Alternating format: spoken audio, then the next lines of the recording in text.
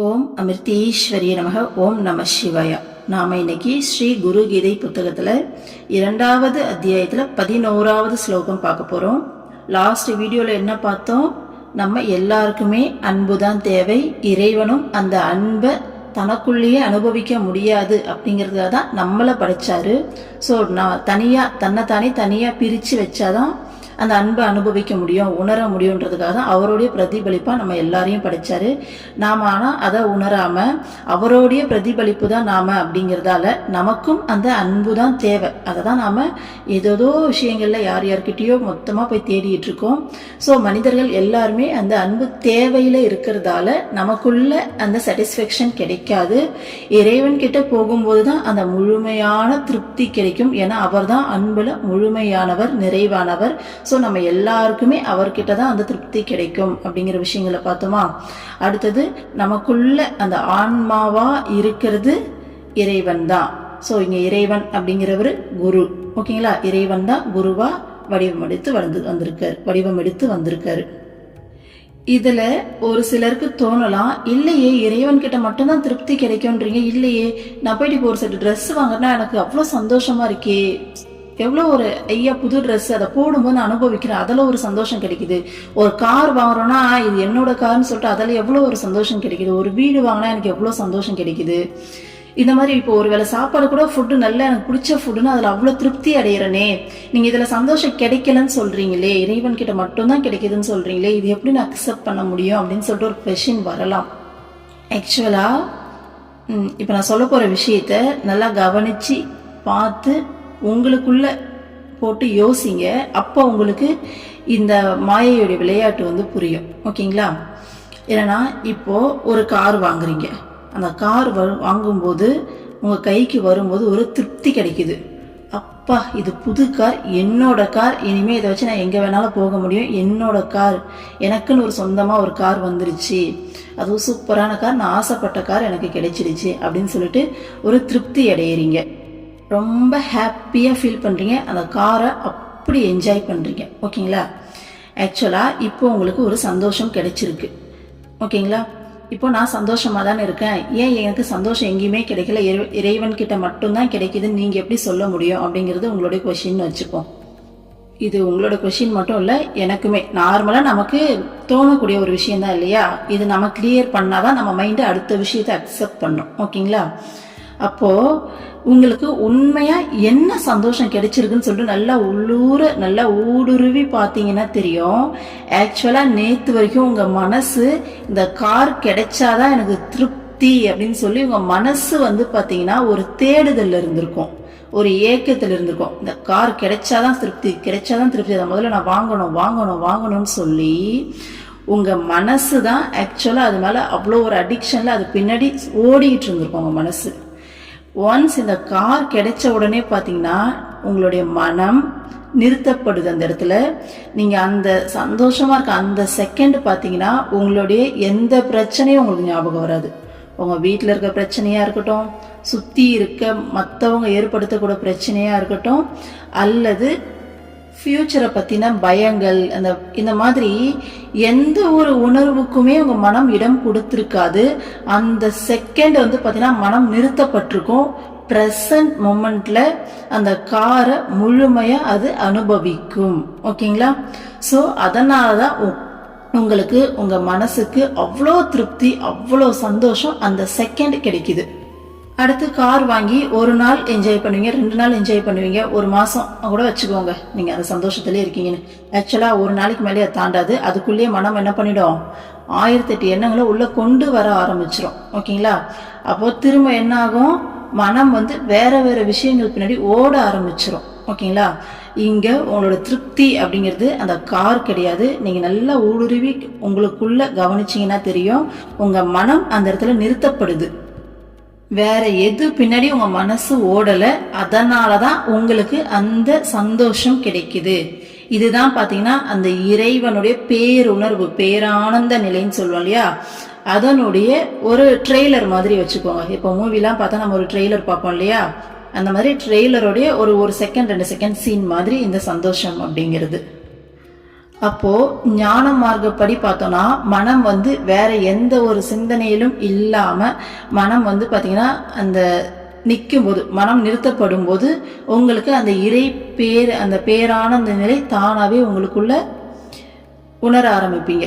எந்நேரமும் அந்த பேரானந்த நிலையிலேயே இருப்பீங்க. ஓகேங்களா? ஸோ அதுதான் வந்து முக்தி அப்படிங்கிறது. பக்தி மார்க்கத்தில் பார்த்தோம் அப்படின்னா நம்ம அந்த அன்பையும் சந்தோஷத்தையும் இறைவன் கிட்ட கொடுத்து இறைவன் கிட்ட மட்டும் எதிர்பார்க்கும் போது நம்ம மனம் வெளியில இந்த உலக விஷயங்கள்ல ஓடாது, பாயாது. அப்போ ஒன்னஸ் வரும். இறைவன் அப்படிங்கிற ஒரே ஒரு விஷயத்தை மட்டும் மனசு பிடிச்சிக்கிட்டு நிற்கும். அப்போ 2 பேரும் கலக்க ஆரம்பிப்பாங்க. ஒரு ஸ்டேஜ்ல நான் வேற இல்லை, இறைவன் வேற இல்லை, 2 பேருமே நாங்க ஒண்ணுதான் அப்படிங்கிற விஷயத்துக்கு நீங்க மாறிடுவீங்க.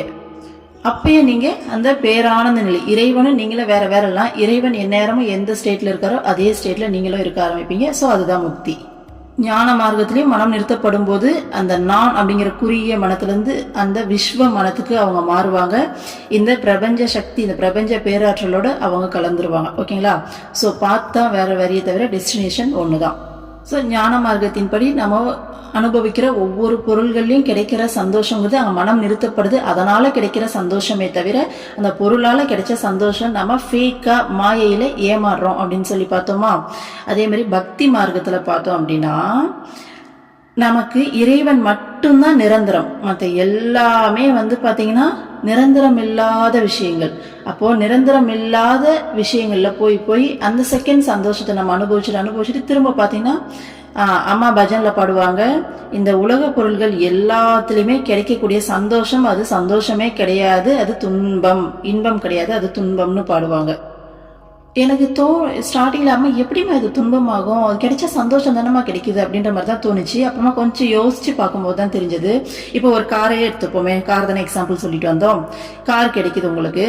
ஸோ கார் வந்து பார்த்தீங்கன்னா ஹாப்பி ஆயிட்டீங்க, வாங்கிட்டீங்க, ஹாப்பி ஆயிட்டீங்க. ஓகேங்களா? அப்போ இது இன்பம் தானே, இதுல என்னடா துன்பம் இருக்குன்னு சொல்லி யோசிச்சோன்னா அதுக்கப்புறம் அந்த காரை சுத்தி நம்ம ஒரு பவுண்டரிஸ் கிரியேட் பண்ணி வைப்போமா இல்லையா நம்ம மனசுல. ஸோ நமக்கு இந்த கார் கிடைச்சிச்சுன்னா ஃபர்ஸ்ட் இந்த கார் இப்படியே நம்ம கிட்ட மெயின்டைன் பண்ணி இப்படியே இருக்கணும். சப்போஸ் நாளைக்கு அந்த கார் இல்லை அப்படின்னா நமக்கு துன்பம். கார் தான் வந்துச்சு, நான் ஏன் இல்லாத பத்தி யோசிக்கணும் அப்படின்னு கூட நீங்க நினைக்கலாம். சரி, ஓகே, நாளைக்கு சின்னதா அதில் ஒரு ஸ்கிராட்ச் விழுந்துருச்சு அப்படின்னா அது துன்பமா இல்லையா? ஸோ அப்போ நம்மளுடைய சந்தோஷம், நம்மளுடைய கஷ்டம் அப்படிங்கிறது அந்த காரை சார்ந்து போயிடுது இல்லை. ஓகேங்களா? கார் பத்திரமா இருக்கிற வரைக்கும் தான் எனக்கு சந்தோஷம். ஸோ அதில் ஏதாச்சும் ஒரு டிஃபெக்ட், ஏதோ ஒரு விஷயம்னா உடனே நான் வந்து துன்பப்படுவேன் அப்படிங்கிறது கண்டிப்பா நம்மளே கட்டி போட்டுக்கிற ஒரு விஷயம் தானே. மனுஷன் அப்படிங்கிறவன், நம்ம மனம் அப்படிங்கிறது என்ன சொல்றது, இறைவனுடைய ஒரு துகள்னு சொல்றோம். நம்ம இந்த அண்ட பிரம்மாண்டம், ஓகேங்களா, அதை உணராம இந்த ஒரு இறைவனால படைக்கப்பட்ட இந்த ஒரு சின்ன ஒரு பொருளுக்குள்ள நம்ம சந்தோஷத்தை திரும்ப வைக்கிறது அப்படிங்கிறது எவ்வளவு பெரிய தவறு. இதே சரணாகதி மனப்பான்மையில் இருந்தீங்கன்னா, இறைவா இன்னைக்கு இந்த காரை நான் யூஸ் பண்ண நீங்க எனக்கு கொடுத்துருக்கீங்க, முதல்ல அது எந்தன்ற எண்ணமே வராது, இது இறைவனோடது அப்படிங்கிற எண்ணத்துல தான் இருப்போம். ஓகேங்களா? அப்போ இறைவா நீங்க இன்னைக்கு கொடுத்துருக்கீங்க, இதை நான் இந்த செகண்ட் அனுபவிக்கிறேன், அவ்வளவுதான், அதோட முடிஞ்சது. நாளைக்கு அந்த காரே வந்து பாத்தீங்கன்னா இல்லை அப்படின்னாலும் ஓகே இறைவா இன்னைக்கு நீங்க எனக்கு இந்த கார் வேண்டான்னு முடிவு பண்ணிருக்கீங்க, பைக்ல போகணும்னு சொல்லிட்டு நினைச்சிருக்கீங்க, ஓகே சந்தோஷம், வாங்க ஜாலியா போலாம் 2 பேரும். நிஜமா சொல்றேன், இந்த மென்டாலிட்டி நமக்குள்ள வளர ஆரம்பிக்கும். அப்போ இது இருந்தாலும் இல்லைனாலும் சுத்தி இருக்க பொருட்களாலேயோ மனிதர்களாலேயோ நம்மளுடைய சந்தோஷம் நிம்மதி கட்டுப்படுத்தப்படாது. நம்மளுடைய சந்தோஷம் நிம்மதி அப்படிங்கிறது பார்த்தீங்கன்னா அந்த நிரந்தரமான இறைவனை சார்ந்து இருக்கும். இதே விஷயத்த ஞான மார்க்கத்துல பார்த்தீங்கன்னு வச்சுக்கோங்களேன், அவங்களுடைய மனம் முழுமையா அவங்களுடைய கண்ட்ரோல்ல இருக்கும். வெளியில இருக்க பொருட்களை சார்ந்து அவங்களுடைய சந்தோஷமோ துக்கமோ வந்து கம்ப்ளீட்டா மாறவே மாறாது. ஏன்னா இது எல்லாமே மாயை அப்படிங்கிறது தெரியும். ஒரு கேம் மாதிரி தூரமா இருந்து ஒரு சாட்சியா இருந்து இது எல்லாத்தையும் கவனிப்பாங்களே தவிர அந்த விஷயம் அவங்கள சுத்தமா பாதிக்கவே பாதிக்காது. மனம் வந்து பாத்தீங்கன்னா தெளிஞ்ச நீரோட மாதிரி வச்சிருப்பாங்க. ஓகேங்களா? பட் இது எல்லாத்தையும் நாம சொல்றோம். இன்னைக்கு ஆக்சுவலா இதெல்லாம் பேசவே வரல, அம்மா தான் வந்து பாத்தீங்கன்னா நிறைய விஷயங்கள் வந்து சொல்லி கொடுக்குறாங்க உள்ள இருந்து. ஆனா இவ்வளோ விஷயங்கள் நமக்கு தெரிஞ்சாலும் புரிஞ்சாலும் வந்து பாத்தீங்கன்னா நம்மளால இப்ப சொன்ன இந்த விஷயங்கள் படி முழுமையா நடந்துக்கவே முடியாது. நம்ம வேணா இதை கேட்கறதால, நம்ம இதை யோசிக்கிறதால கண்டிப்பா நம்ம மனசு தெளியும். ஓகேங்களா. ஆனால் அடுத்த லெவலுக்கு போயிட்டு நம்ம உண்மையாலுமே இதை ப்ராக்டிக்கலாக நம்ம வாழணும், இதை அப்ளை பண்ண இது எவ்வளோ பெரிய விஷயம் இல்லை. நம்ம லைஃப்பில் கஷ்டம் அப்படிங்கிறதே இருக்காதுல்ல, எதை வச்சுமே நம்ம கொஞ்சோண்டு வருத்தப்பட மாட்டோம்ல. ஸோ இந்த பார்த்தீங்கன்னா மனசளவில் இதை ஏற்று இதை மனசில் நமக்குள்ளே புகுத்தி இந்த மாற்றங்களை கொண்டு வரணும். கண்டிப்பாக அது ஒரு குருவால் தான் முடியும். ஞான மார்க்கத்தின்படி மனம் தெளியறதுக்கும் குரு அவசியம். பக்தி மார்க்கத்தில் இறைவன் மேலே அந்த கான்சென்ட்ரேஷனை வச்சு இறைவன் மேலே அந்த பக்தியை அன்பை கொடுத்து நம்மளை உலக விஷயங்கள்லேருந்து திருப்பி விடுறதுக்கும் குரு அவசியம். குருவோடைய அருள் இல்லாமல் இது எதுவுமே நடக்காது. நம்ம வேணா ஒரு தியரி மாதிரி படிச்சுக்கலாம், இது ப்ராக்டிக்கலாக லைஃப்பில் கொண்டு வரதுக்கு குருவோடைய பிளெஸ்ஸிங் தேவை. ஓகேங்களா. ஓகே, அடுத்த ஸ்லோகா பார்க்கலாம். நித்யம் சுத்தம் நிராபாசம் நிராகரம் நிராகாரம் நிரஞ்சனம் நித்யபோதம் சிதானந்தம் குரும் பிரம்ம நமாம்யகம். நிலையானதும் தூய்மையானதும் மாய தோற்றத்திற்கு அப்பாற்பட்டதும் உருவமற்றதும் நிர்மலமானதும் நிலையான பேருணர்வும் அறிவும் ஆனந்தமும் வடிவான பிரம்மமாகவே இருக்கும் குருவை நான் வணங்குகிறேன். பாருங்க, இந்த ஒவ்வொரு வார்த்தைக்கும் முதல் அத்தியாயத்திலே நம்ம மீனிங் பார்த்துருக்கோம். புதுசாக யாருன்னா பார்க்குறீங்கன்னா ஸ்டார்டிங்கில் அந்த வீடியோஸ் போயிட்டு பார்த்தீங்கன்னா உங்களுக்கு புரியும். ஏன்னா இது எல்லாமே ஆல்ரெடி சொல்லியிருக்கோம். ஸோ குரு அப்படிங்கிறவர் நிலையானவர், இன்னைக்கு இருக்காரு நாளைக்கு இல்லை. ஸோ இன்னைக்கு இருக்காரு நேற்று அவர் இல்லை அப்படிங்கிற விஷயம் கிடையவே கிடையாது. ஏன்னா குரு தான் இங்கே பிரம்மமே, குரு தான் இறைவனே அப்படின்னு சொல்கிறோம். ஸோ அப்போ அவங்க இல்லாமல் இங்கே படைப்பே இல்லை, இங்கே பிரபஞ்சமே இல்லை இல்லையா. இறை சக்தி தானே இந்த ஒட்டுமொத்த பிரபஞ்சம் முழுக்க வியாபிச்சிருக்கு. அப்போ அவங்க ஆல்ரெடி இருந்தாங்க, இப்போ இருக்காங்க, இனிமேலும் இருப்பாங்க. ஓகேங்களா. ஸோ நிலையானவங்க, தூய்மையானவங்க. ஸோ இறைவன் அப்படிங்கிறவர் முழுமையாக தூய்மையே வடிவான வடிவம். ஓகேங்களா. அவங்கக்கிட்ட சின்னதாக ஒரு தூசு, ஒரு அழுக்கு, ஒரு மாசு அப்படிங்கிறது இருக்காது. ஸோ தூய்மையானவங்க. அடுத்தது மாய தோற்றத்திற்கு அப்பாற்பட்டதும். ஸோ நம்ம இங்கே பார்த்துட்டு இருக்கிற இந்த உலகம் மொத்தமே மாயை மாயைன்னு சொல்லிட்டு இருக்கோம் இல்லையா. இந்த மாயையே அவருடைய படைப்பே தவிர இந்த மாயைக்குள்ள அவர் அடங்க மாட்டார். அவர் பார்த்தீங்கன்னா மாயைக்கு அப்பாற்பட்டவர், உருவமற்றதும். ஸோ குரு அப்படிங்கிறவர் ஒரு உருவத்தில் நமக்காக ஒரு உருவம் எடுத்து வந்திருக்காங்களே தவிர அந்த உருவம் மட்டும்தான் அவங்களான்னு கேட்டால் கிடையவே கிடையாது. நம்ம இந்த பிரபஞ்சத்தில் எந்த மூலையில் எந்த லோகத்தில் இருந்தாலும் நாம் அவங்களால கண்காணிக்கப்படுகிறோம் இல்லையா. ஸோ இந்த பிரபஞ்சம் முழுக்க வியாபிச்சிருக்க அந்த சக்தியாகவே இந்த பிரபஞ்சம் முழுக்க வியாபிச்சிருக்காங்க. ஸோ அந்த உருவம் மட்டும் அவங்க கிடையாது. அவங்க உருவம்னு சொல்ல முடியாது, உருவம் மற்றவங்கன்னு சொல்ல முடியாது. எல்லாமே அவங்க நினைச்சா உருவமாகவும் வரலாம், இல்லை உருவம் மற்றும் இருக்கலாம். ஓகேங்களா. ஸோ இது எல்லாமே முன்னாடியே ஆல்ரெடி ரொம்ப டீப்பாக எக்ஸ்பிளைன் பண்ணியிருக்கோம். ஓகேங்களா. அடுத்தது நிர்மலமானதும். நிர்மலமானவர் அப்படின்னா தூய்மையான குணங்களை உடையவர், அந்த கொஞ்சம் கூட மாசு அப்படிங்கிறது கலக்காத குணங்களை உடையவர். ஓகேங்களா. நிலையான பேருணர்வும், அந்த பேருணர்வை பற்றி தான் இவ்வளோ நேரமாக நம்ம பேசணும் இல்லையா. ஸோ அந்த நிலையான பேருணர்வே அவர் தான். அறிவும் ஆனந்தமும் வடிவான பிரம்மமாகவே இருக்கும். ஸோ அறிவும் ஆனந்தமுமே வடிவான பிரம்மம் அப்படிங்கிறது இறை சக்தி. இந்த பிரபஞ்சம் முழுக்க வியாபிச்சிருக்க அந்த இறை சக்தியாகவே இருக்கிற குருவை நான் வணங்குகிறேன் அப்படின்னு சொல்லிட்டு சிவபெருமான் சொல்றாரு. சரிங்களா. அடுத்தது பாருங்க.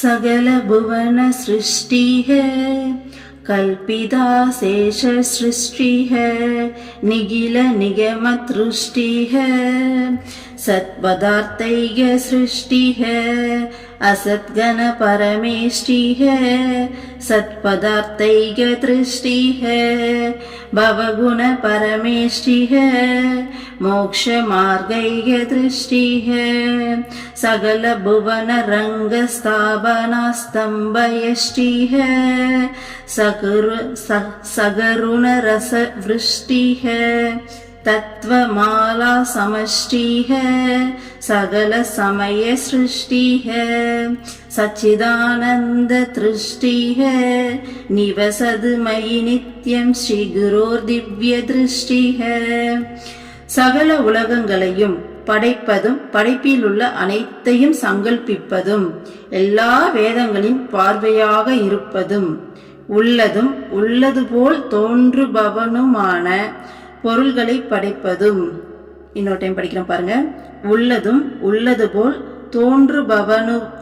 தோன்றுபவனவுமான பொருள்களை படைப்பதும் அனைத்தையும் ஒன்றாக காண்பதும் நமது இயல்பான குணங்களுக்கு பிரம்மாவாக இருப்பதும் மோட்ச மார்க்கத்தை காட்டித் தருவதும் சகல உலகங்கள் எனும் நாடகசாலைக்கு தூணாக இருப்பதும் கருணை மழையை பொழிவதும் எல்லா தத்துவங்களின் திரட்டாக இருப்பதும் எல்லா சித்தாந்தங்களையும் தரிசிப்பதும் சச்சிதானந்தத்தை அருள்வதுமான ஸ்ரீ குருவின் அருட்பார்வை என் மீது என்றும் இருக்கட்டும்.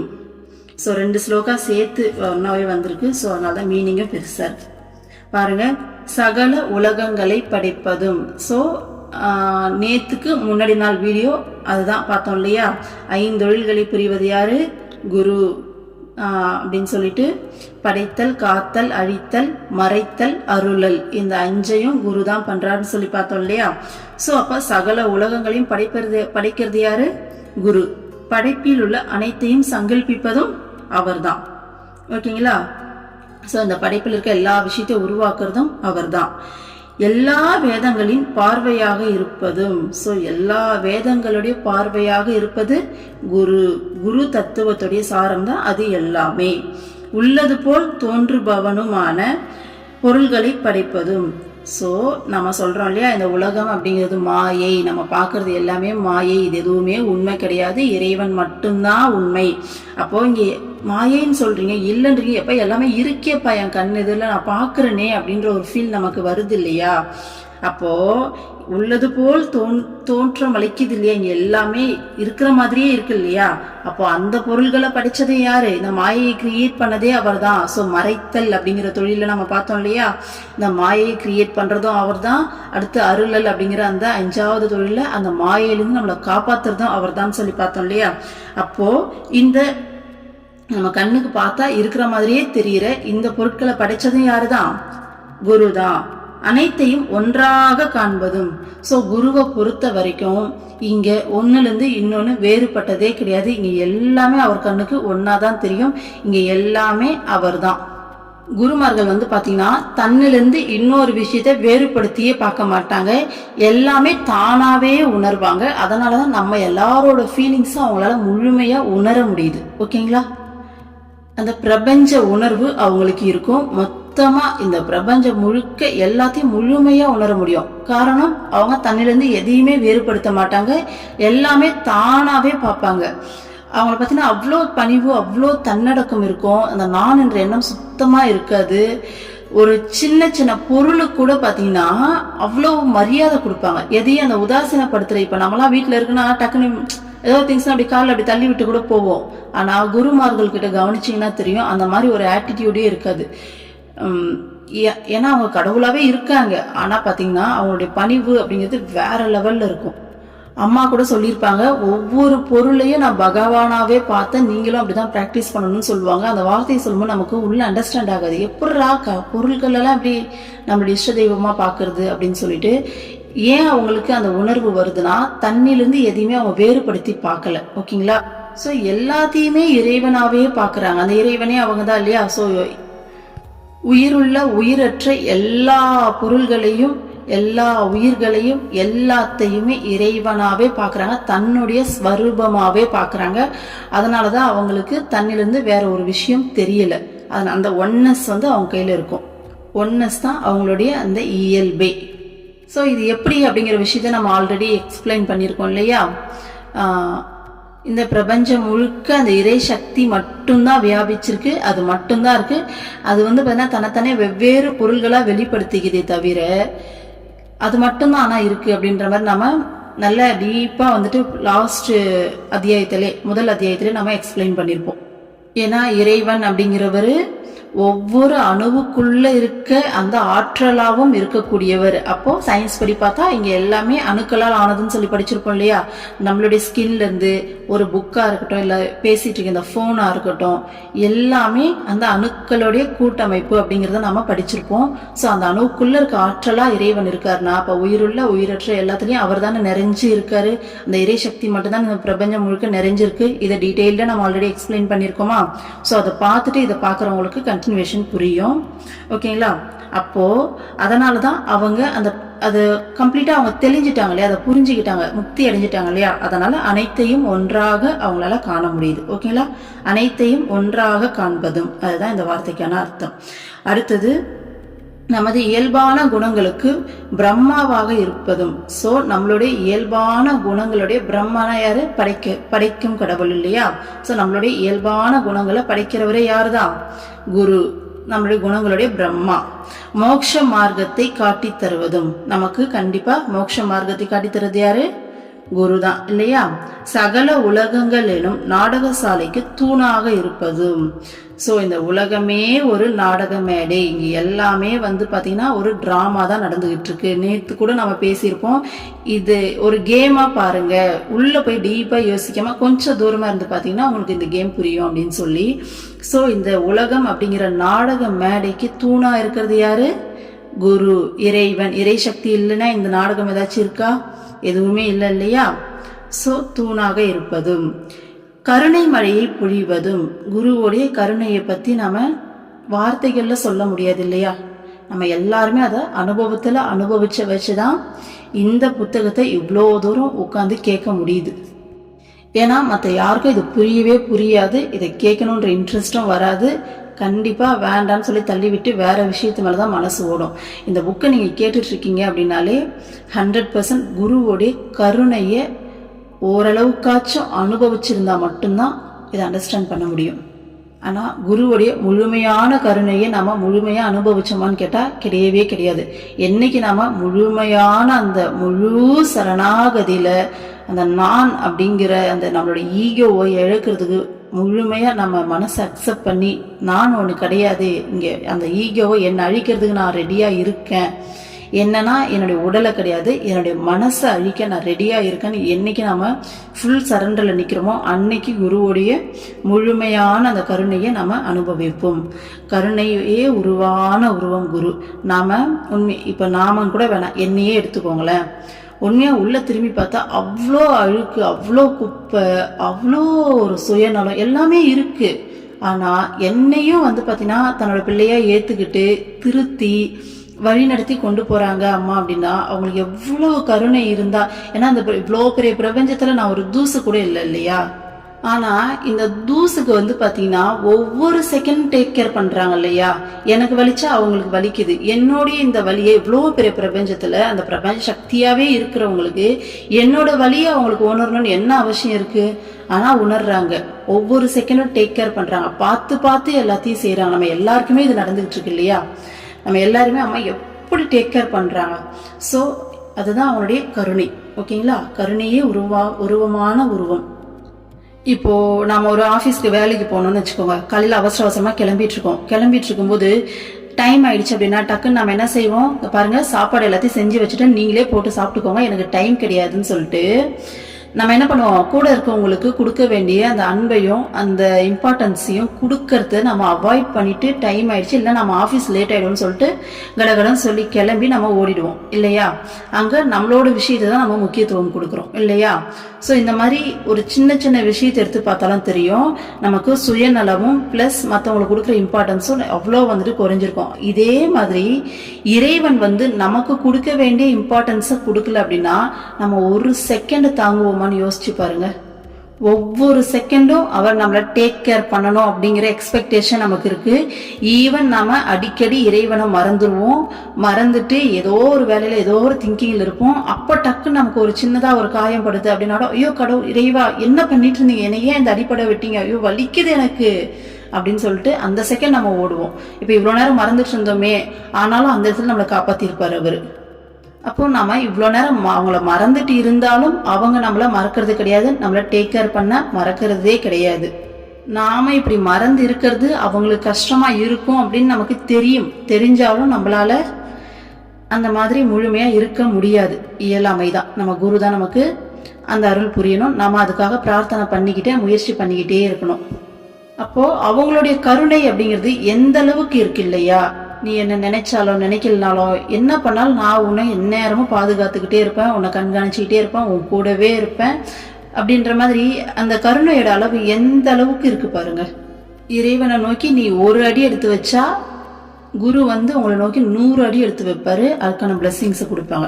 ஸோ அதுதான் கருணை மழையை பொழிவதும், எல்லா தத்துவங்களின் திரட்டாக இருப்பதும்.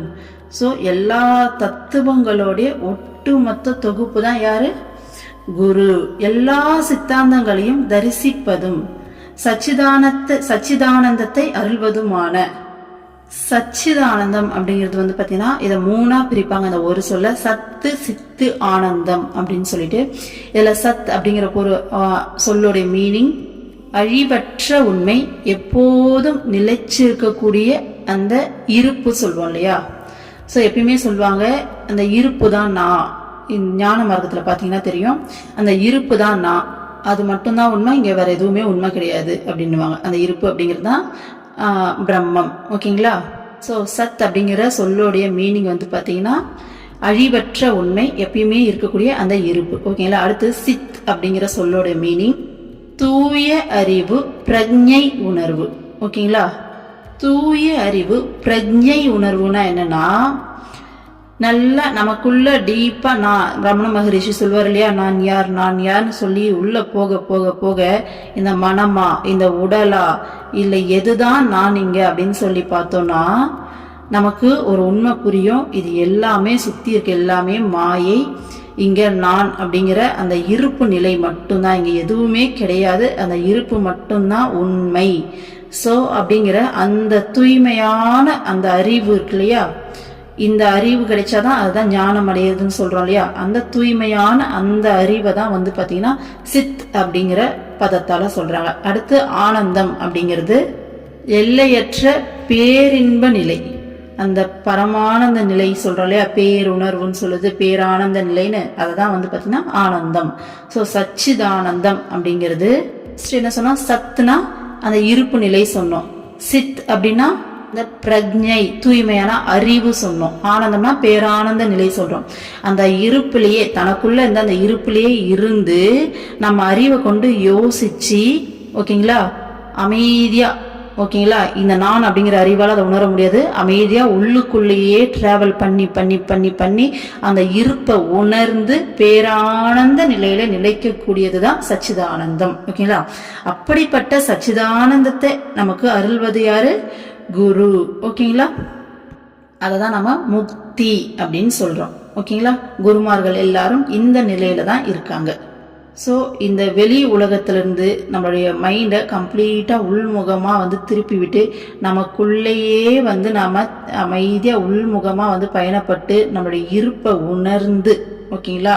ஸோ இருப்பு இது மட்டும்தான் உண்மைன்னு சொல்லி உணர்ந்து அந்த பேரானந்த நிலையில திளைக்கிறது தான் சச்சிதானந்தம், அதுதான் முக்தின்னு சொல்றோம். அப்படிப்பட்ட நிலையை நமக்கு அருள்வது குரு. குருவோடைய அருள் இல்லாம இது சாத்தியம் இல்லைன்னு சொல்றதை விட ஒரு நடந்து போற ஸ்பீடுன்னு வச்சுக்கோங்க. தானா வந்து நம்ம இந்த ப்ராசஸ்ல போனா நடந்து போற ஸ்பீடு, இதே குருமார்களோட கையை பிடிச்சிட்டு போனா ஜெட்ல போற மாதிரி. ஓகேங்களா.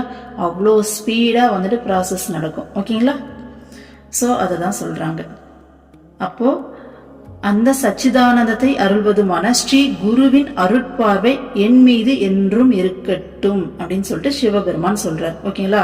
ஏன்னா குருவுடைய பார்வை அப்படிங்கிறது சாதாரண விஷயம் கிடையாது. நம்மளுடைய ஒட்டுமொத்த கர்மாவையும் பேட் கர்மாவையும் அழிக்கக்கூடியது, இந்த பேரின்ப நிலையை அருளக்கூடியது குருவுடைய பார்வை. ஓகேங்களா. அவங்களுடைய பார்வை பார்த்தீங்கன்னா அவ்வளோ ஷார்ப்பாக இருக்கும். நீங்கள் கவனிச்சு பார்த்தீங்கன்னா தெரியும், அந்த கண்களில் அப்படி ஒரு பிரகாசம் இருக்கும். குருவுடைய ஒவ்வொரு அசைவும் சாதாரண விஷயம் கிடையாது. ஓகேங்களா. ஸோ அதுதான் சொல்றாங்க. அடுத்த ஸ்லோகம் பாருங்க. ந குரோரதிகம் ந குரோரதிகம் ந குரோரதிகம் ந குரோரதிகம் சிவசாசனத சிவசாசனத சிவசாசனத சிவசாசனத. குருவை விட சிறந்ததாக மற்றெதுவும் இல்லை, குருவை விட சிறந்ததாக மற்றெதுவும் இல்லை, குருவை விட சிறந்ததாக மற்றெதுவும் இல்லை, குருவை விட சிறந்ததாக மற்றெதுவும் இல்லை, இது சிவனின் கட்டளையாகும். ஓகேங்களா. ஸோ இந்த பார்த்தீங்கன்னா இந்த ந குரோரதிகம் 4 டைம் வந்திருக்கு, சிவ சாசனதக அப்படின்ற வார்த்தை 4 டைம் வந்திருக்கு. ஸோ இந்த ந குரோரதிகம் அப்படிங்கிறது பார்த்தீங்கன்னா குருவை விட சிறந்தது இங்கே வேற எதுவுமே கிடையாதுங்கிறத 4 டைம் சொல்லியிருக்காங்க, ரிப்பீட் பண்ணியிருக்காங்க. இது சிவனுடைய கட்டளை அப்படிங்கிறத 4 டைம் ரிப்பீட் பண்ணியிருக்காங்க. அப்படின்னா இது எந்த அளவுக்கு முக்கியத்துவம் வாய்ந்தா இந்த புத்தகத்தில் இதை இத்தனை டைம் ரிப்பீட் பண்ணி சிவபெருமான் இவ்வளோ அழுத்தம் திருத்தமாக சொல்லுவார்னு யோசிச்சு பாருங்க. ஸோ குருவை விட சிறந்தது அப்படிங்கிறது இந்த பிரபஞ்சத்திலே வேற எதுவுமே கிடையாது. ஸோ இந்த பிரபஞ்சத்திலே மிக சிறப்பானது எது அப்படின்னு சொல்லி கேட்டோம்னா அது குரு தான். கண்ணை மூடின்னு பதில் சொல்லலாம், குரு தான். குருவை விட சிறந்த ஒரு விஷயம் அப்படிங்கிறது இந்த பிரபஞ்சத்திலேயே கிடையாது. சரிங்களா? ஏன்னா நம்ம குருவை இறைவனா குருவா வடிவம் எடுத்து வராம வெறுமனே நம்ம வந்துட்டு வழிபாடு பண்றோம் இல்லையா இறைவனா. ஸோ சிலைகளில் வச்சு வழிபாடு பண்ற அந்த இறைவனா பார்த்தா கூட நம்ம கேட்கறத கொடுப்பாங்க. ஆனா நம்மளை நல்வழிப்படுத்தி இது மாயை அப்படிங்கிறத காமிச்சு நம்மளை உருப்படியான ஒரு ட்ராக்கில் வந்துட்டு பார்த்தீங்கன்னா கொண்டுட்டு போறது, நமக்கு எது சரி எது தப்புன்னு நம்மளை அவ்வளோ டேக் கேர் பண்ணி நம்மளுடைய பேட் கர்மாஸ்லாம் வாங்கி இவ்வளோ விஷயங்களும் ஒரு குரு வடிவத்தில் இறைவன் வந்தாதான் முடியும் இல்லையா? ஸோ அதனால தான் குருவை விட சிறந்தது வேற எதுவுமே கிடையாது. ஓகேங்களா? இந்த பிரபஞ்ச இயக்கமே குருவை சார்ந்து தான் இருக்கு இல்லையா? இங்க இந்த 5 தொழில்களும் புரிவது குரு தான், இங்க ஆட்சி செய்யறதும் குரு தான், இந்த மாயை உருவாக்குனதும் அவர் தான், அதுல இருந்து நம்மளை மீட் எடுக்கிறதும் அவர் தான், இங்க எல்லாமே அவர் தான். அவர் தான் நீங்க எதுவுமே இல்லையே. ஸோ அவரை விட சிறந்தது இங்க எதுவுமே கிடையாது. அடுத்தது இதமேவ சிவம் இதமேவ சிவம் இதமேவ சிவம் இதமேவ சிவம் ஹரிசாசனதோ ஹரிசாசனதோ ஹரிசாசனதோ ஹரிசாசனதஹ. அடுத்தது பாருங்க, குருவே சிவம் மங்களம்னு சொல்றான். சிவம் அப்படிங்கிற சொல்லோடைய மீனிங் மங்களம் அப்படிங்கிறத இல்லறத்தார்க்கு இன்னொரு புத்தகத்துல பார்த்திருக்கோம் இல்லையா? சோ குருவே சிவம் குருவே சிவம் குருவே சிவம் குருவே சிவம், இது விஷ்ணுவின் கட்டளை ஆகும். ஸோ நம்ம மும்மூர்த்திகளா ஹிந்து சமயத்துல பார்ப்போம் இல்லையா? ஃபர்ஸ்ட் சிவன் சொல்லிட்டாரு அவருடைய உறுதிய, அடுத்தது விஷ்ணு சொல்ற மாதிரி சொல்லியிருக்காங்க. ஸோ குருவே சிவம், குருதான் அந்த பரபிரம்மம் அப்படிங்கிறத இப்ப விஷ்ணு சொல்லியாச்சு. அடுத்தது பாருங்க, பிரம்மா சொல்ற மாதிரி விதிதம் விதிதம் விதிதம் விதிதம் விஜனம் விஜனம் விஜனம் விஜனம் விதி சாசனதோ விதி சாசனதோ விதி சாசனதோ விதி சாசனதக, தனித்து நிலை நிற்பதும் அறியப்படுவதும் குருவே, இது பிரம்மாவின் கட்டளையாகும். ஓகேங்களா? சோ தனித்து நிற்பதும் அறியப்படுவதும் நமக்குள்ள உள்முகமா பயணிச்சு என்ன என்ன என்னென்ன இது எல்லாம் மாயனா, அப்ப இங்க எதுதான் உண்மை, நம்ம யாரு, நம்ம எங்கிருந்து வந்தோம், இது என்னதான் இங்க நடக்குது, நம்ம யாரு அப்படிங்கிறத பயணிச்சு உள்முகமா நோக்கி போயிட்டு பார்த்தோம் அப்படின்னா நம்ம யார் அறியறோம்? உள்ள போயிட்டு நமக்குள்ள இருக்க இறைவனுடைய ஸ்வரூபத்தை, நம்மளுடைய ஆத்மாவை இல்லையா? அந்த ஆத்மா யாரு? குரு இல்லையா? நம்ம ஏற்கனவே சொல்லியிருக்கோம் இல்லையா? சோ அதுதான் தனித்து நிலை நிற்பதும் அறியப்படுவதும். நம்ம எதை நோக்கி எதை தேடி ஓடி எதை அறிஞ்சிக்கிறோம்? கடைசியா குருவை தான் முழுமையா அறியறோம். அந்த முக்தி நிலையை அடையிற வரைக்கும் யார் ஒருத்தராலையும் குருவை முழுமையா அறிய முடியாது. அவங்களோட போயிட்டு நம்மளும் ஒன்னோட ஒன்னா கலக்கும் போதுதான் குருவை முழுமையா அறிவோம். சரிங்களா? சோ அதுதான் சொல்றாங்க. இது வந்து பிரம்மாவின் கட்டளையாகும். அப்ப சிவன், விஷ்ணு, பிரம்மா 3 பேரும் சொல்லிட்டாங்க குருதான் சிறந்தவங்க, குருதான் அந்த பிரம்மம், சிவம் குருதான். ஸோ நம்ம தேடி தேடி அறியப்படுறதும் குருவை தான் அப்படின்னு சொல்லிட்டு சொல்றாங்க. ஓகேங்களா?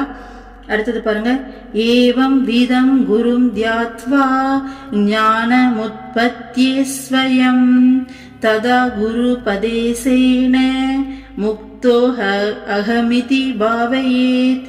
இப்படிப்பட்ட குருவை தியானிப்பதன் பலனாக ஞானம் தானாகவே உதிக்கிறது. எனவே குருவின் உபதேசத்திற்கு ஏற்ப நான் முக்தன் என்று பாவனை செய்ய வேண்டும். சோ இந்த ஸ்லோகத்தில் என்ன சொல்றாங்க? இப்படியாப்பட்ட குருவை சிவனும் விஷ்ணுவும் பிரம்மாவும் மும்மூர்த்திகளும் ஓகேங்களா எல்லாருமே குருதான் சிறந்தவங்கன்னு சொல்லிட்டாங்க. குருதான் சிவம், குருதான் அந்த பிரம்மம். சோ நம்ம தேடி அறியறது அந்த குருவை தான் நமக்குள்ள அப்படின்னு சொல்லிட்டாங்க. சோ இப்படியாப்பட்ட குருவை நாம தியானிக்கிறது மூலமா அதனுடைய பலனா ஞானம் என்னாவதான் நமக்குள்ள தானாவே உதிக்குதாமா. ஓகேங்களா? ஸோ ஞானம் அடையிறதுக்கு அந்த இறைவனோட கலக்கிறதுக்கு தானே நம்ம இந்த டிராவல் எல்லாமே இல்லையா? என்லைட்மெண்ட்டுக்காக தான் நம்மளுடைய இந்த ட்ராவலே. அதுக்காக தானே தேடி தேடி ஓடிட்டு இருக்கோம், நம்ம எதையோ தேடுறோம் இல்லையா? ஸோ அது நமக்குள்ளேயே இருக்கு, நம்மளுடைய இருப்பு தான் அது அப்படிங்கிற அந்த அறிவு, அந்த என்லைட்மெண்ட், அதுதான் இந்த ஒட்டுமொத்த பிரபஞ்சத்துடைய தேடுதலாக இருக்கு இல்லையா? அப்படியாப்பட்ட ஞானம் நமக்குள்ளேயே உதிக்குதாமா. அது தேடி போய் அடையக்கூடிய ஒரு விஷயம் இல்லை, அது உனக்குள்ளேயே உதிக்கக்கூடிய ஒரு விஷயம். ஸோ குருவை தியானிக்கிறதோடைய பலனா உனக்குள்ள அது உதிக்கும் அப்படின்னு சொல்றாங்க. குருவை தியானிக்கும் போது, குருவுடைய அருள் நம்மளை நோக்கி பாயும் போது நமக்குள்ள அந்த ஞானம் அப்படிங்கிறது தானாவே உதிக்குது. ஒரு வார்த்தை சொல்லுவாங்க, தியானத்தை யாராலும் பண்ண முடியாது, யாராலும் சொல்லி கொடுக்கலாம் முடியாது, அது தானா உங்களுக்குள்ள நிகழும்னு சொல்லுவாங்க. ஸோ அந்த மாதிரி ஞானம் அப்படிங்கிறது நமக்குள்ள தானவே என்ன ஆகுது, உதிக்குது. ஓகேங்களா? குருவை தியானிக்கிறது மூலமா அதனுடைய பலனா இது நிகழுது அப்படின்னு சொல்றாங்க. அடுத்தது, குருவின் உபதேசத்திற்கு ஏற்ப நான் முக்தன் என்று பாவனை செய்ய வேண்டும். இப்ப நான் முக்தன் அப்படின்னா முக்தி அடைஞ்சவன், ஞானம் அடைஞ்சவன், நான் விடுதலை அடைஞ்சவன் அப்படின்னு சொல்லிட்டு குருவோடைய உபதேசம். ஏன்னா குரு என்ன உபதேசிக்கிறாங்க, இது எல்லாமே மாயை, இங்க எதுவுமே உண்மை கிடையாது. ஸோ உனக்குள்ள உள்முகமா திரும்பிப்போ, உனக்குள்ள இறைவனுடைய துகள் இருக்கு. ஸோ நீயும் இறைவனும் வேற வேற கிடையாது, நீயும் நானும் வேற வேற கிடையாது, நம்ம எல்லாமே இங்க ஒண்ணுதான். இந்த நான் அப்படிங்கிற இந்த உடல்ல இருந்து நீ பாக்குறதால தான் உனக்கு எல்லாமே உனக்கு வேறையா தெரியுது. ஸோ இந்த இந்த குறுகிய நான்ல இருந்து வெளியில வந்த அந்த நானை அப்படிங்கிறத அழிச்சிட்டனா இங்க எல்லாவுமாவும் இருக்கிறது நீதான் அப்படின்னு சொல்றாங்களா? ஸோ அவங்க சொல்றதுக்கு ஏற்ற மாதிரி நம்ம பாவனை செய்யணுமா? ஓகேங்களா? ஆமா ஆமா, நான் அப்படிங்கிறது இங்க கிடையாது. நம்ம ட்ரை பண்றோம் இல்லையா? நம்ம இப்போ ட்ரை பண்ணி தானே இப்போ ஓரளவுக்கு ஏதோ ஒரு கொஞ்சோண்டு அந்த தெளிவு அம்மா கொடுத்து கூட்டிட்டு போறாங்க இல்லையா? ஸோ அது மாதிரி நம்மளே பாவனை செய்ய சொல்றாங்க. ஆமா, நான் முக்தன் தான், நான் விடுதலை அடைஞ்சவன், இந்த உடல் கிடையாது நானு, இந்த மனம் கிடையாது நானு, நான் இறைவனுடைய துகள், அந்த பேருணர்வு தான் நானு அப்படின்னு சொல்லிட்டு நம்மளே பாவனை செய்யணுமா? ஓகேங்களா? ஸோ அந்த பாவனை செஞ்சுக்கிட்டே குருவோட கையை பிடிச்சிட்டு அவர் சொல்ற வழிகாட்டுதல்ல நம்ம நடக்கும்போது அந்த ப்ராசஸ் இன்னும் ஈஸியா இருக்கும். ஓகேங்களா? அடுத்தது பாருங்க, குரு பதிஷ்ட மார்கேன மனசுத்திம் து காரயேத் அனித்யம் கண்டயேத் சர்வம் யத் கிஞ்சித் ஆத்மகோசரம். குரு உபதேசித்த பாதையை பின்பற்றி மனதை தூய்மையாக்க வேண்டும். மேலும் உலகியல் விஷயங்கள் அனைத்தையும் நிலையற்றவை என்று அறிந்து அவற்றை துறக்க வேண்டும். ஸோ குரு நம்மளுடைய என்ன உபதேசிக்கிறாரோ அதை நம்ம பின்பற்றி நம்மளுடைய மனசை தூய்மையாக்கணும். ஓகேங்களா? ஏன்னா நேற்று வரைக்கும் நம்ம அறியாமையில இந்த மாயையில மூழ்கி சுயநலமா வாழ்ந்துட்டோம். ஸோ இனிமேவாச்சும் குரு சொல்ற விஷயங்களை கேட்டு நம்மளுடைய மனசை கொஞ்சம் கொஞ்சமா விசாலப்படுத்தணும். ஓகேங்களா? மனசை தூய்மை பண்ணணும். இந்த மனசை தூய்மை பண்ணணும் அப்படிங்கிற வார்த்தை, இது வார்த்தை கிடையாது. குரு வழிபாட்டில் இருக்கீங்கன்னா உங்களுக்கு கண்டிப்பா தெரியும். ஸோ அப்படி தெரியலனாலும் இன்னும் போக போக கண்டிப்பா உங்களுக்கு புரிய ஆரம்பிக்கும். இந்த மனசை தூய்மைப்படுத்துறது அப்படிங்கிறது சாதாரண விஷயம் கிடையாது. சாதாரணமா சுயநலமா நான் உண்டு, என் வாழ்க்கை உண்டு, என் வீடு உண்டுன்னு சொல்லி வாழ்ந்த நம்ம அந்த முக்தி நிலைக்கு கொண்டு போய் இறைவனாவே மாறுறது அப்படிங்கிற வரைக்கும் அந்த ப்ராசஸ் தொடரும். இங்க இருந்து starting point at the end வரைக்கும் இந்த தூய்மைப்படுத்துற ப்ராசஸ் தான். எப்ப நம்ம முழுமையா தூய்மை அடைகிறோமோ அப்ப நம்ம முக்தி அடைஞ்சிருவோம். இது உதாரணத்துக்கு சிம்பிளா சொல்லணும்னா, எனக்கு பிடிச்சது இது பிடிக்கும், இது பிடிக்காது, இது நல்லது, இது கெட்டது, இது பேட் ஸ்மெல்லு, இது எனக்கு பிடிக்காது, ஆனா இது குட் ஸ்மெல்லு, இதுதான் எனக்கு பிடிச்சது அப்படின்ற அந்த அளவுக்கு அந்த இருமை கூட அவங்ககிட்ட இருக்காது. எல்லாமே அவங்களுக்கு ஒன்னாதான் தெரியும். ஸோ லைஃப்ல என்ன விஷயம் நடந்தாலும் இது சந்தோஷமான அனுபவம், இது துக்கமான அனுபவம் அப்படிங்கிற அந்த இருமையே இருக்காது. எல்லாத்தையும் அவங்க சாட்சியா மட்டும்தான் கவனிப்பாங்க. ஞான மார்க்கத்துல சாட்சியா கவனிப்பாங்க. பக்தி மார்க்கத்துல பாத்தீங்கன்னா எல்லாமே பகவானுடைய படைப்பு தானே, இதுல எப்படி நம்ம இதை வெறுக்கிறதுன்ற அளவுக்கு அவ்வளோ பக்குவப்பட்டுருவாங்க. ஓகேங்களா? ஸோ அதுதான் மனசை தூய்மையாக்குறது. இன்னும் இன்னும் இன்னும் இன்னும் டீப்பா போக போக போக நம்ம ஆழம் போட போட போட அது பாட்டு வந்துட்டே இருக்கும். இன்னும் இன்னும் பியூர் பண்ணோம், இன்னும் பியூர் பண்ணோம் அப்படின்னு சொல்லிட்டு நம்ம திரும்பி பார்த்தோம்னா நம்ம இன்னும் ஒரு அடி கூட எடுத்து வைக்கலையோ, ஐயோ இவ்வளோ தூரம் இருக்கே அப்படின்ற அளவுக்கு கடவுள் அப்படின்ற அவ்வளோ தூய்மையானவர். அவருக்கு என்ன சொல்றது, வார்த்தையால சொல்லி அதை நம்ம எக்ஸ்பிளைன் பண்ண முடியாது. ஸோ நம்ம மனசையும் அந்த அளவுக்கு தூய்மைப்படுத்தினாதான் நம்ம கோலை ரீச் பண்ண முடியும் இல்லையா? அதுதான் சொல்றாங்க குரு உபதேசித்த பாதையை. அதுக்கு நமக்கு உதவுறது எது? குருவுடைய உபதேசம். குரு சொல்ற உபதேசங்களை கேட்டு கொஞ்சம் கொஞ்சமா நம்ம அந்த வழியில் நடக்க ட்ரை பண்ணி தட்டி தருமாறி நம்ம நடக்க ஆரம்பிச்சோம் அப்படின்னா நாளுக்கு நாள் நமக்கு போய் தெரியும். ஏதோ ஓரளவுக்கு அந்த ப்ராசஸ் வந்து பார்த்தீங்கன்னா கொஞ்சம் நம்ம ஒரு அடி எடுத்து வச்சு பார்த்தோன்னு வச்சுக்கோங்களேன். இந்த ப்ராசஸ்ல அடுத்து பார்த்தோன்னா முன்னாடி எங்கேயோ இருக்கும், ஐயோ இன்னும் இவ்வளோ தூரம் போனோமா, நம்ம இவ்வளோ மோசமா இருக்கோமே அப்படின்றது நமக்கு அந்த உணர்தல் உள்ளேயே வரும். ஓகேங்களா?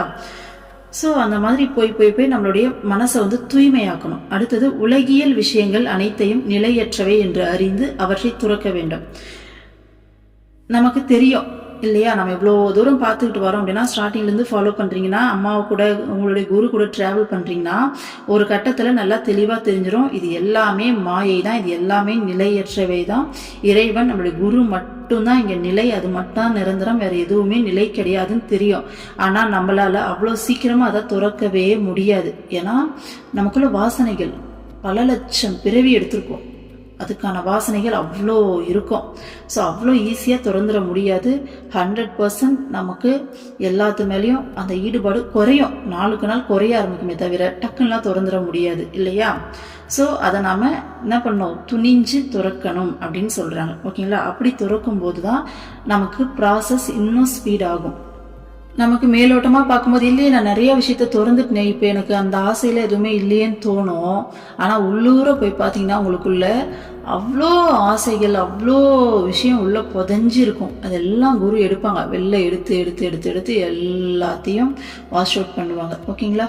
ஸோ அப்போ இதெல்லாம் மாயைன்னு தெரிஞ்சதா, முடிஞ்ச அளவுக்கு நம்மளால துறக்கிறதுக்கு நம்ம ட்ரை பண்ணிக்கிட்டே இருக்கணும். சரியா? எல்லாத்தையும் இது மாயைன்னு சொல்லிட்டு அட் தி பெஸ்ட் நம்மளால் எந்த அளவுக்கு பெஸ்ட்டாக இதை வந்து நம்மளால் துறக்க நம்ம மனநிலையில் மாற்றத்தை ஏற்படுத்த முடியுமோ அதை நாம் துணிஞ்சு பண்ணணும். ஓகேங்களா? அதை தான் சொல்லியிருக்காங்க.